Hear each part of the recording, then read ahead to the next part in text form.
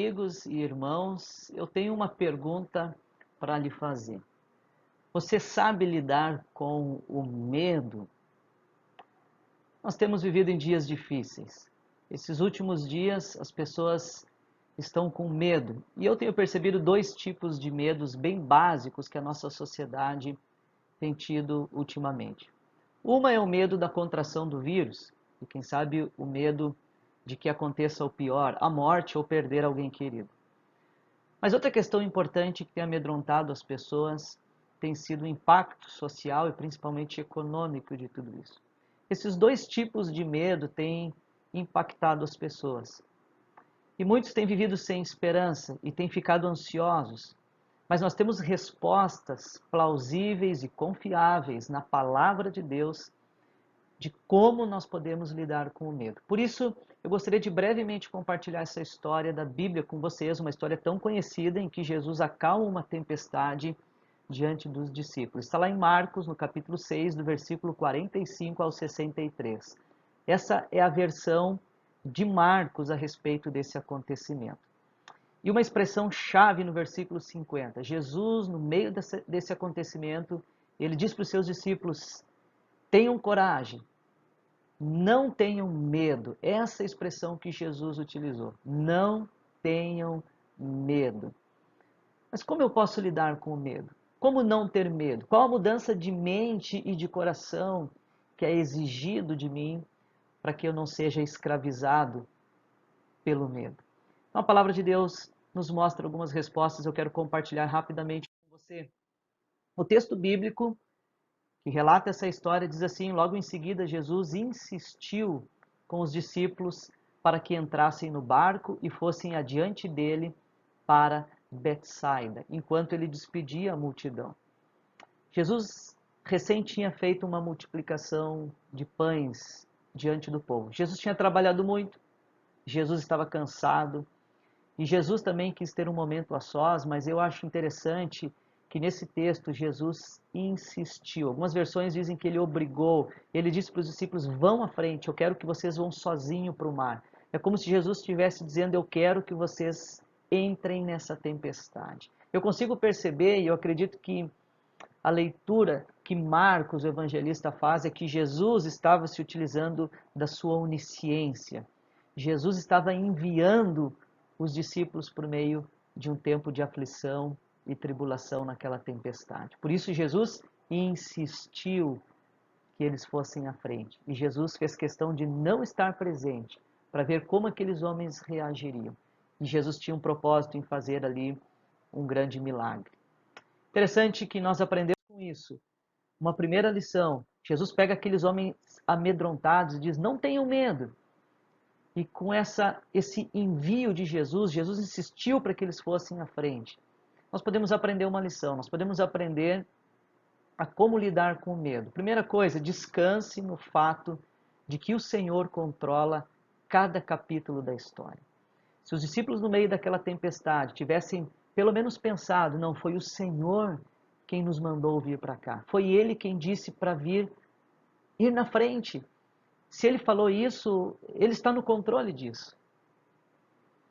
Cada capítulo da nossa história, cada dia, cada semana, cada mês, o Senhor, o Deus do universo, o Criador, Ele controla todas as coisas. Nada foge debaixo da permissão e da mão poderosa do Senhor.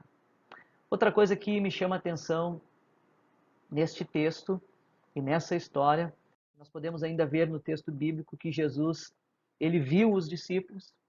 Olha só essa expressão viu, ele viu os discípulos remando com dificuldade, porque o vento soprava contra eles. Jesus foi para o monte orar e lá de cima provavelmente ele viu aquela cena, ele viu, ele estava atento.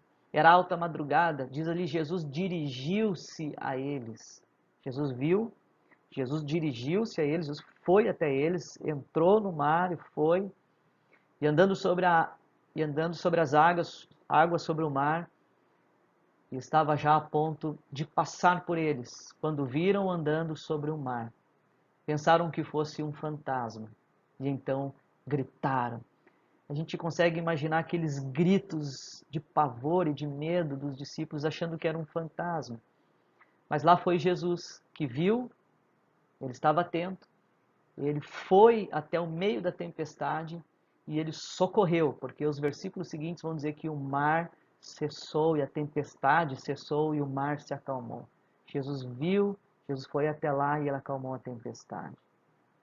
Interessante que nós aprendemos que quando nós não temos uma consciência muito clara de que Deus é poderoso para nos socorrer, a gente enxerga muitos fantasmas, a gente enxerga coisas que não existem.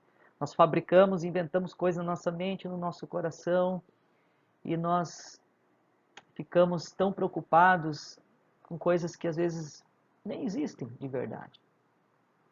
Mas a mente deles estava permeada por medo. Eles não tinham na mente deles que Jesus poderia socorrê-los. Se eles tivessem isso muito presente na mente, quando eles vissem um vulto, eles iam pensar, só pode ser Jesus, só pode ser Jesus. Mas não, a última coisa que passava na cabeça deles era que fosse Jesus. Mas eles viram fantasmas. E nós podemos aprender a como lidar com o medo, olhando para a vida desses discípulos e como eles reagiram diante do medo. Nós podemos aprender com isso. Confie que o Senhor é poderoso para nos socorrer. Os discípulos não estavam confiando nisso. Por isso que eles gritaram, talvez histericamente. Por isso que eles viram fantasmas. Mas se eles confiassem que o Senhor é poderoso para nos socorrer, eles estariam ali na expectativa. Um mínimo vulto já poderia ser um vislumbre do socorro de Deus na vida deles. E por último, eu gostaria que você enxergasse esse detalhe no final da história e no final do texto.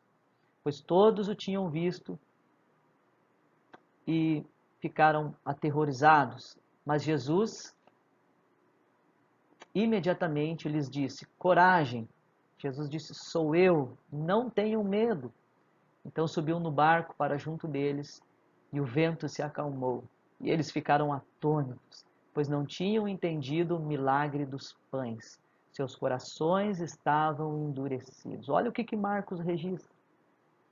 A percepção do evangelista Marcos é que Jesus fez tudo aquilo porque aqueles homens não tinham entendido o milagre dos pães.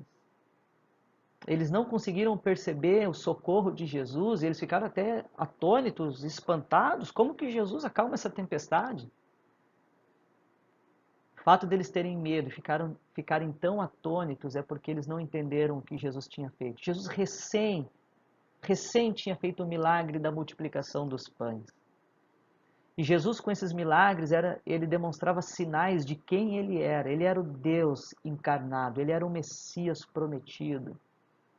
Mas os corações deles estavam endurecidos. Ao que parece, lá no início, quando Jesus falou assim para os seus discípulos: vão na frente, vão na frente. Ao que parece, Jesus estava enviando os discípulos para mais uma tempestade, porque Jesus queria demonstrar mais um sinal de quem ele era, porque Jesus queria trabalhar no coração daqueles homens.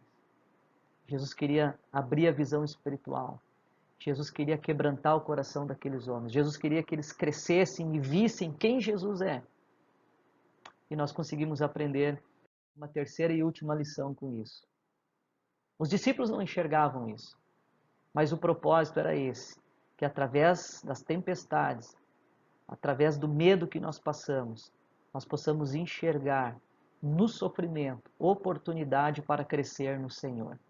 Jesus estava dando mais uma oportunidade para aqueles discípulos, mais uma, para que eles crescessem no conhecimento de quem era o Messias. Então, como nós podemos lidar com o medo? Descanse no fato de que o Senhor controla cada capítulo da história. Confie que o Senhor é poderoso para nos socorrer e enxergue no sofrimento oportunidade para crescer no Senhor. Se os discípulos tivessem enxergado tudo isso, eles não teriam ficado com medo. Como que o medo tem nos acometido hoje? Como que o medo tem acometido a sua vida? Meu querido, na palavra de Deus, no Evangelho e em Cristo Jesus, é possível nós deixarmos o medo de lado, sairmos da clausura do medo, do pânico, e nós podemos encontrar descanso e esperança no nosso Senhor Jesus Cristo. Que Deus abençoe a tua vida, que você possa crescer através da palavra de Deus e descansar nele.